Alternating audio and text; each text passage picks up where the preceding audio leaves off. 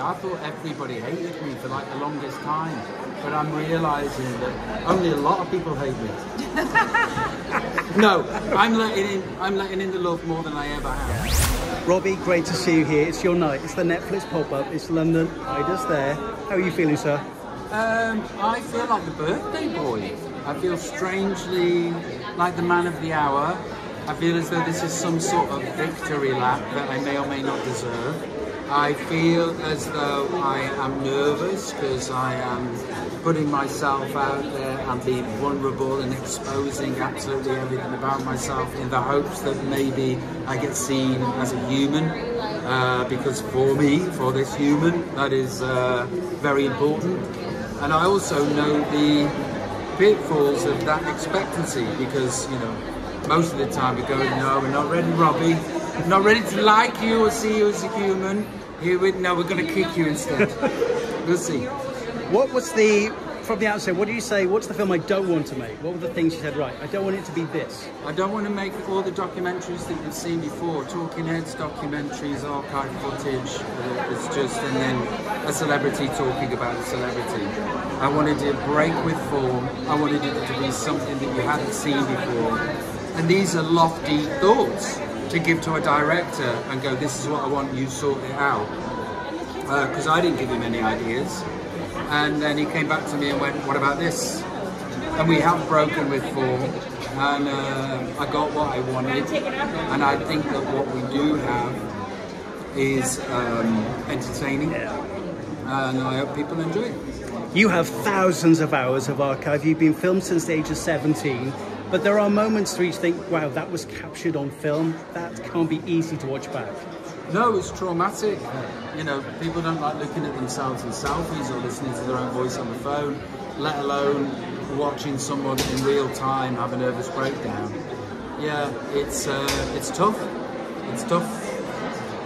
And you're honest about every. We were talking just now about how honest Robbie is about past relationships. It's all in there. Yeah. Ayda was talking a few weeks ago about a boyfriend that somebody that she was seeing, and he was an athlete, and I was like, athlete? How tall was he? How big was he? And it was like, it made me, in my insides go, well, what sport was it? Was he any good? So, you know, Ayda's had to watch me have dalliances with my past loves and likes, and that must have been tough for her. And it's in the film, Ayda? Yeah, it's definitely in the film, and every time I saw it, I kept going, ugh.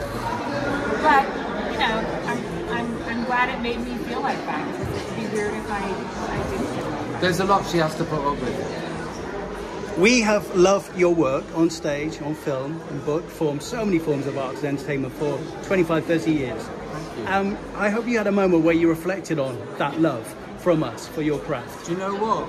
More so recently, I thought everybody hated me for like the longest time, but I'm realising that only a lot of people hate me.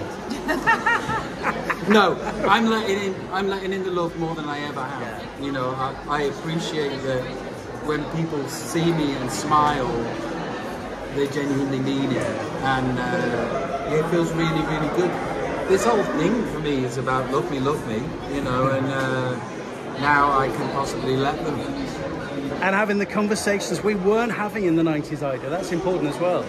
No, I think there's some really amazing conversations that happen, not only when you watch this documentary, but when you listen to Rob talk, because he is so willing to share his experience. You know, I always commend Rob on his ability to put himself out there, even in the face of criticism or negative thought. He is always willing to be completely raw and vulnerable with people.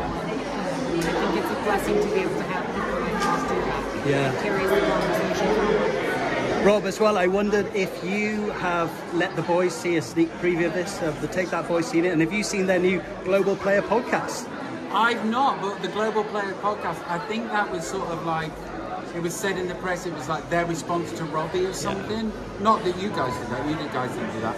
I've yet to listen to it. I'm sure it's amazing. I love my boys. They haven't seen it. They haven't had to for legal reasons. But they've had to see the script to the biopic, and that has since been changed. Has it been changed? A little bit. Because that is coming down the tracks here. What can you tell us? I can tell you that I've seen footage from it, and it's absolutely blown my mind. It's blown my mind. It's blown my mind. Can't wait for that. You seem to be in a really good place, both of you, and I hope you're looking forward to some very exciting projects in the future now. Yeah, I'm going to be busier with so many more things than I've ever had on. I'm currently in the process of reinventing myself, and I'm loving it. Absolutely loving it. Final question, Robbie, from me. What do you hope fans and people discovering your story for the first time get from this documentary series? Well, I think the fans have been following quite closely, so they know how vulnerable and, you know, the more real elements of me, the person off stage. It's the floating voters and the suspicious that I want to convert and, you know, retrain to right thinking. Actually, the truth is, I want to be seen as a human, just like everybody else does. And this way, I get to at least be part of my own narrative.